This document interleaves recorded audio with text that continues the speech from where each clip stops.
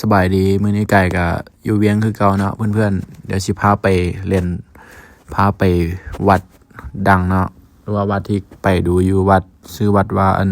วัดถ้ำพระเนาะสิพาไปเอิ้นแก๊ปไปตัดภาพมาที่วัดเลยนี่ฮอดแล้วบรรยากาศวัดก็เย็นสบายร่มรื่นเข้ามาเฮาก็มากราบพระก่อนนะกราบพระประธานแล้วก็กราบพระหลวงพี่เนาะโอเคนี่สมาชิกเขาก็มีหมู่ก็ลูกหมู่แล้วก็มีหมู่นำหมู่2 คนเนาะในใบเนี่ย ยกมือไหว้เพิ่นเขินกล้องนะโอเค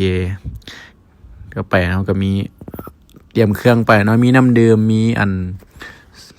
หลายอย่างเนาะไปถวายเพิ่นนี้ถึงเวลารับพรเนาะโอเคเขาก็เตรียมเครื่องเตรียมขันห้าเตรียมอย่างต่างๆเนาะนี่อันนี้ก็คือรับพรเสร็จแล้วเขาก็หยาดน้ำนี้คือเขาซื้อเตาซื้อนกคู่หนึ่งแล้วก็ซื้อปลาไหลเนาะหรือว่าเอียนเขาสิไปปล่อยเนาะนก2 ตัวแล้วก็มีปลาไหลเอียน6 ตัวนะครับปล่อยตามมันเกิดเขานี่เขากับกวาดน้ำให้เพิ่นบอกครอบเพิ่นนี่เสร็จแล้วเขาก็สิพาลงไปปล่อยอยู่ข้างล่างเนาะริมแม่น้ำเนาะริมแม่น้ำนี่โอ้บรรยากาศดีแฮงเย็นสบายครับมีเพิ่นมีพระพุทธรูปแกะในโขดหินนะครับนี่เสร็จแล้วเขาก็สิลงไปทาน้ำทางล่างเนาะบอกเลยว่าวัดเนี่ยเย็นสบายคนในเมืองมักเข้าไปถวายสังฆทานหรือว่าถวายน้ำหรือว่าไปแก้บะไปบนอย่างนี้สินะตัดภาพแล้วเฮ็ดบุญอย่างแล้ว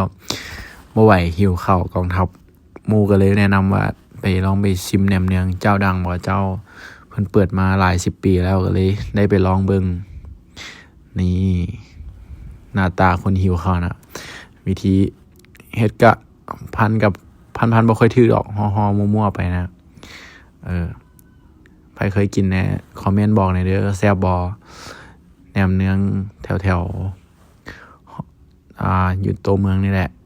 แถวประตูไซเนี่ยแถวไซไปลองแต่ว่าแซ่บเด้ลองกินเทื่อแรกอยู่กินอยู่ลาวนี่แซ่บลองได้กินเทื่อแรกก็แซ่บอยู่ถือว่าน้ำจิ้มเพิ่นแซ่บอยู่โหแต่ว่ารู้สึกว่าคำนี้สิใหญ่โพดว่ะ อันนี้หน้าตาคนหิวข้าวแล้วก็เงานอนนะเอาเต็มคำภาคตอนนี้เบิ่งตอนนี้ก็คือรู้สึกหิวข้าวคือกับเพราะว่าดึกแล้วภาคตอนดึกแล้วรู้สึกหิวข้าวอีกเสร็จแล้วเขาก็สิไปแวะเล่น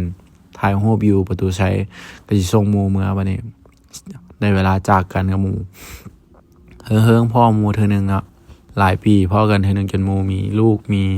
ครอบครัวเบิดแล้วนี่ ใส่หมู่ถ่ายรูปแป๊บนึงเขาก็สิได้เวลาบอกลาหมู่พ่อกันโอกาสหน้าฟ้าใหม่